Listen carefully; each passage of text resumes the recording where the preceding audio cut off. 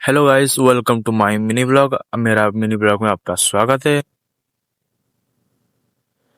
ଦେଖିପାରୁଥିବେ ଏଠି ଆମ ମକର ମେଳାର ଯାତ୍ରା ପ୍ୟାଣ୍ଡେଲ ଚାଲିଛି କାମ। ଲାଇଟ୍ ତଳେ ପଡ଼ିଛି, ଲାଇଟ୍ ବନ୍ଧା ଚାଲିଛି। ଦେଖିପାରୁଥିବେ ଆମେ ସମସ୍ତେ ମେଳା ବୁଲିବାକୁ ଆସିଥିଲୁ। ତଳେ ଲାଇଟ୍ ପଡ଼ିଛି, ଲୋକ ସମସ୍ତେ ଆସିକି ଦେଖୁଛି କେମିତି ଟେଣ୍ଟ ବନ୍ଧା ଚାଲିଛି।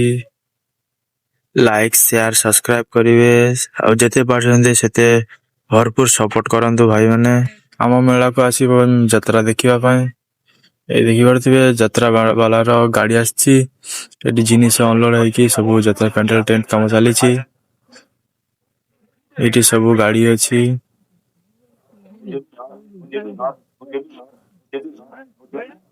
ବାହାରକୁ ବୁଲିବା ପାଇଁ ଆସିଥିଲୁ କି ଟିକେ ଭିଡିଓ କରିବି ବାହାରେ। ଯୋଉମାନେ ସବୁ ଯାତ୍ରା କରିବେ ସେଇମାନେ ସବୁ ଏଇ ବସ ରେ ଆସିଥିଲା। ଦେଖିପାରୁଥିବେ ବାହାର ପଟ ଏଇ ପଛ ପଟରେ ଘେରି ଅଛି। ଦେଖିପାରୁଥିବେ ଯାତ୍ରା ଟେଣ୍ଟ ବାଲା କୁଆଡେ ଗୋଟେ ଯାଉଛି ଟିଫିନ ନେଇକି। ଏବେ ଦେଖିପାରୁଥିବେ ଲାଇଟ୍ ଚେକିଂ ଚାଲିଛି, ସାର୍ଫି ସବୁ ଚେକିଂ ଚାଲିଛି। ସବୁ ସାର୍ଫି ଲଗା ହେଇଛି, ଲେଜର ଲାଇଟ୍ ବି ଲଗା ହେଇଛି। ଦେଖିପାରୁଥିବେ ଏଇଟା ହଉଛି ଯାତ୍ରା ଗେଟ୍, ସାମ୍ନା ଗେଟ୍। ଏଇଟା ହଉଛି ସ୍ୱର୍ଣ୍ଣମହଲ ଯାତ୍ରା।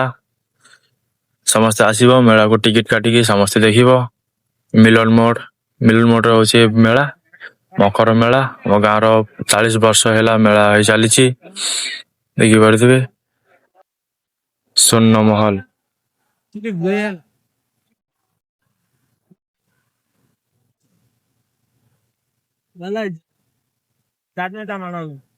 ସ୍ୱର୍ଣ୍ଣମହଲ ଯାତ୍ରା ସମସ୍ତେ ଆସିବ ଦେଖିବା ପାଇଁ। ସ୍ୱର୍ଣ୍ଣମହଲ ଭିଡିଓକୁ ଏଇ ଯାଏ ଦେଖିବା ପାଇଁ ଆପଣମାନଙ୍କୁ ଧନ୍ୟବାଦ। ଲାଇକ୍ କରିବେ, ସେୟାର କରିବେ, ସବସ୍କ୍ରାଇବ କରିବେ। ଏଇଟା ହଉଛି ପିଲାମାନେ ଗାଡ଼ିରେ ବସି ବୁଲିବେ। ସେଠି ତା ପଛରେ ଅଛି ବେଲୁନ, ସେଠି ନାଚିବେ। ଏଇଟା ହଉଛି ଯାତ୍ରାରୁ ବାହାରିକି ସମସ୍ତେ ଗୁଟୁକା ଖାଇବେ। ଏଇ ଦେଖନ୍ତୁ ଆମେ ଯାଉଛୁ ଟିକେ ମେଳା ବୁଲିବା ପାଇଁ। ଏଇ ସାଇଡରେ ଦେଖିପାରୁଥିବେ ଗୁପଚୁପ ଦୋକାନଟେ ଅଛି। ଏଇଟା ହଉଛି ଆମ ଗଙ୍ଗା ମାଙ୍କ ମନ୍ଦିର। ଦେଖିପାରୁଥିବେ କେତେ ସୁନ୍ଦର ଟେଣ୍ଟ ବନ୍ଧା ହେଇଛି।